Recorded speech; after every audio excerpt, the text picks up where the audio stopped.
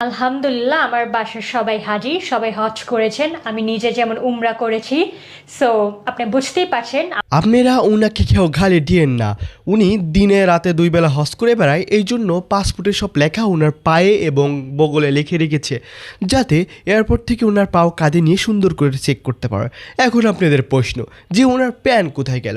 উনি মানবতার এতটাই জামা কাপড়ওয়ালা যে রাস্তা দিয়ে একজন হেঁটে যাচ্ছিল, তার পরনে প্যান্ট ছিল না, সে শুধু একটা আন্ডার প্যান্ট পরেছিল। সে তার নিজের প্যান্ট খুলে তাকে দান করেছে।